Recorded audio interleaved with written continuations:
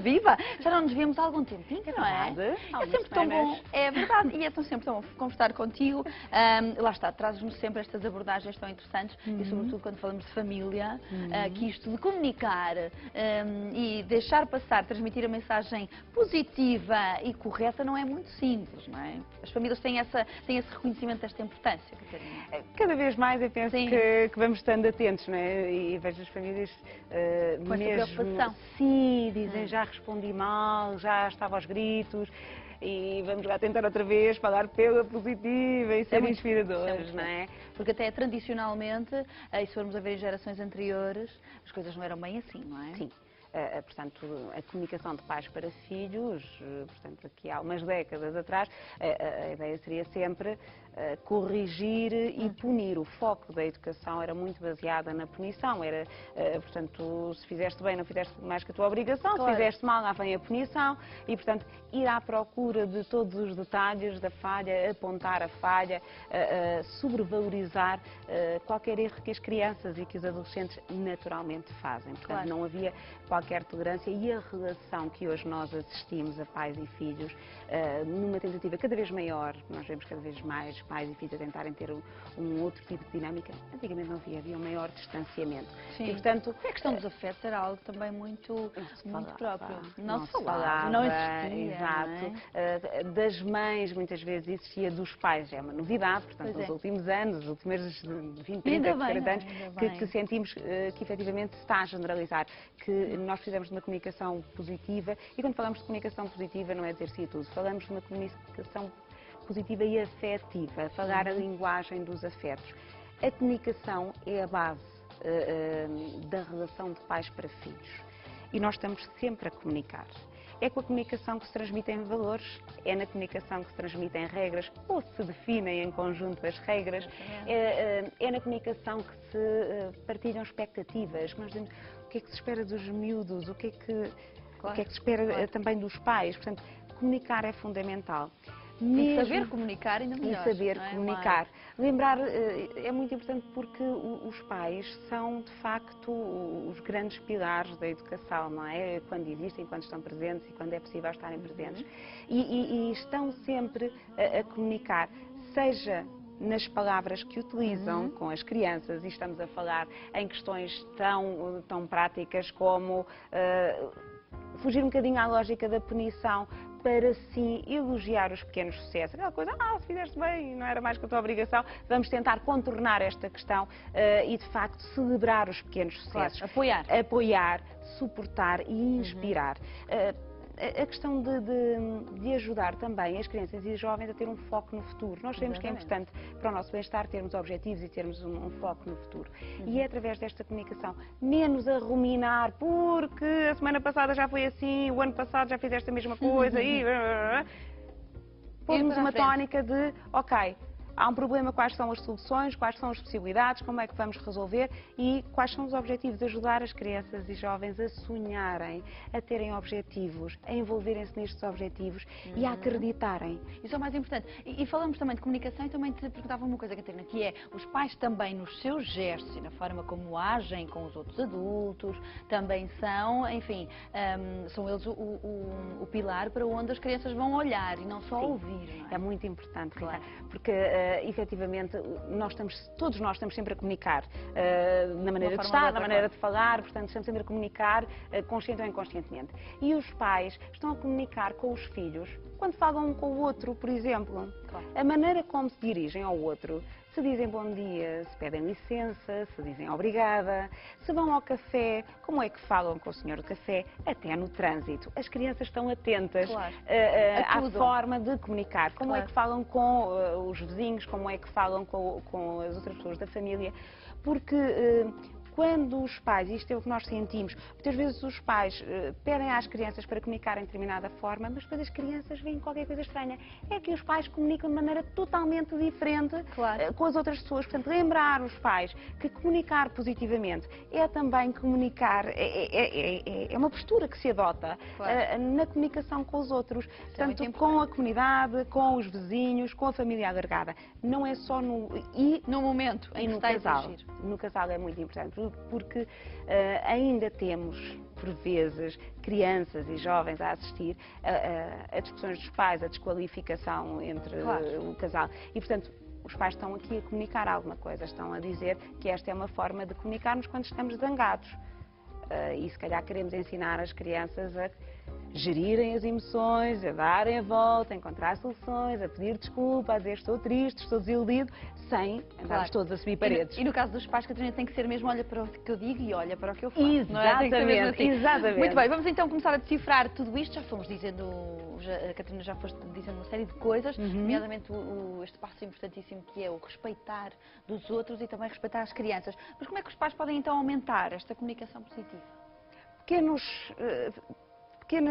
passos e pequenas notas que podemos tirar, que é nas palavras que utilizamos, as frases que utilizamos. Quando nos dirigimos à criança, por exemplo, criança faz uma asneira, é criança. Aliás, nós adultos também fazemos muitas, é um facto. Mas as crianças fazem. E a questão de dizer és um preguiçoso ou não fazes nada de jeito, este tipo de afirmações que às vezes saem lá em casa. Claro.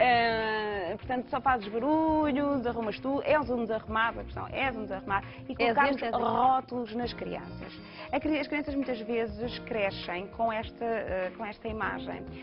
Muitas vezes eu tenho adultos, que é interessante, em consultório, a falarem-me de que eu gostava de dar um passo na minha vida, mas a minha mãe sempre me disse que eu era medrosa.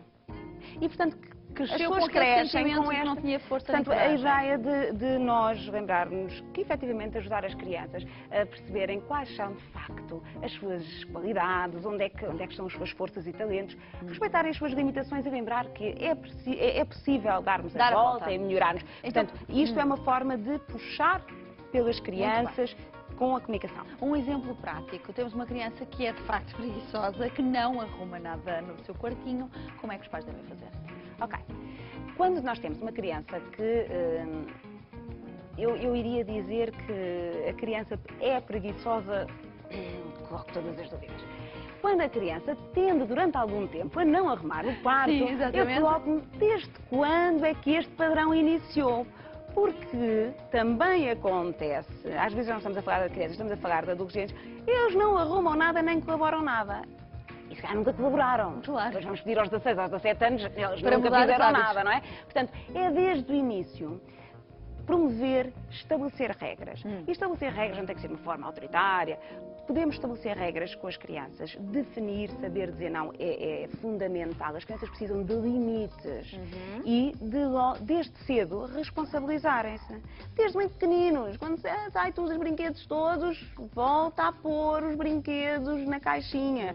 Portanto, isto é preciso começar a dizer logo no início. Em termos de prevenção.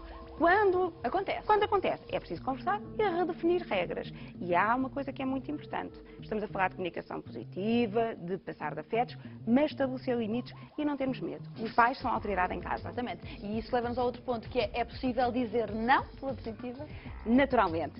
Quando falamos em comunicação positiva, não é estarmos sempre a dizer sim a tudo, que é tudo fantástico, que os meninos são maravilhosos. Não, é de facto valorizar o que há de bom e fantástico nas crianças, nos pequenos sucessos, nas pequenas conquistas, no desenho, acabou um puzzle, acabou um jogo, é ótimo na PlayStation valorizar as pequenas conquistas, mas quando a criança tem um comportamento efetivamente negativo, é preciso chamar a atenção.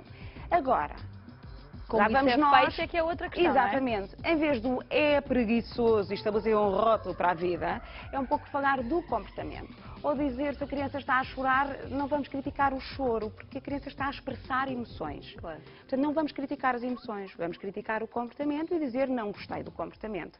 Claro. Não era isto que esperava de ti. Como é que podemos dar a volta? E clarificar o que é que eu esperava de ti. O que é que nós tínhamos combinado para este dia na praia, como é que ia ser o comportamento. É importante clarificar o comportamento esperado e depois dizer não gostei, não fico triste. Mais do que de estar a estabelecer rótulos na criança, és um preguiçoso, és um mal educado, és isto, aquilo e o outro. Basicamente fazê-lo sentir-se mal, com a sua própria atitude. Exatamente. Portanto, uma coisa é reconhecer o erro e aprender com os erros. A comunicação positiva serve para isto, para aprender com os erros, para se situar em termos dos limites, porque todos nós temos limites sempre na vida. Portanto, que desde logo se ajuda a criança a reconhecer que há limites, que os pais são a autoridade e que, naturalmente, à medida que vão crescendo e na adolescência, os pais que têm filhos adolescentes sabem, é preciso negociar com os adolescentes depois, mas continuam a ser os pais a autoridade. E quando os pais saem desta posição, aí é quando temos aquelas inversões que a situação depois é complicada. É catastrófica, não é? Muito bem, mas é importante também, os pais têm sempre que estar de acordo, como é óbvio, não é? Nestas regras. Vamos lá ver. Haver uma equipa é fundamental, ok? E sempre que possível, mesmo que não haja acordo, estava aqui a evitar, têm de estar de acordo. Podem não estar, mas podemos enfrentar a criança. Exatamente, exatamente. Portanto, naturalmente que há divergências. É fundamental que os pais não se ponham em causa. Se há um que avança com uma regra, ou que diz, não comes o gelado, não bebes a Coca-Cola, não jogas PlayStation, não ligas a televisão. O outro não ir. O outro não vai por trás, ou dizer, ou mesmo ao pai ou à mãe, dizer, não percebes nada disso, eu deixo e acabou. Portanto, claro, a ideia de, quando há divergências sobre o comportamento da criança ou do adolescente, é fundamental que os pais conversem. E mesmo tenham divergências, que conversem sem a criança estar a assistir, porque às vezes há umas discussõezitas. Claro. A criança tem o direito de não assistir a estas discussões e depois então passarem essa informação à criança. Esta questão é importante, estejam os pais juntos ou estejam os pais separados. Naturalmente, quando os pais estão separados, há regras diferentes nas duas casas, não vale a pena, são pessoas diferentes.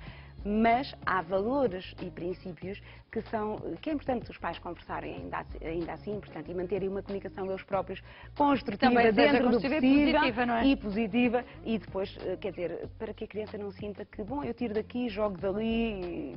Portanto, vamos evitar este tipo de situações. Muito bem. Dicas finais para uma comunicação positiva. Apenas 2 exemplos de cada uma. Catarina, estamos a ficar com pouco tempo. Okay. Nos bons momentos. Nos bons momentos, coisas importantes. Valorizar os pequenos sucessos. Quando a criança consegue alcançar algo. Algo novo. E valorizar também o esforço e o empenho, que é uma coisa muito importante. Outra questão para os bons momentos. Se temos bons momentos, atividades animadas, sorrir e brincar, não gozar com as crianças, sarcasmo fora de casa. Portanto, a ideia é rir e brincar, estabelecer um clima de brincadeira. Claro. Bons momentos é algo que pode ajudar muito. Claro, partilhar os sonhos, não é?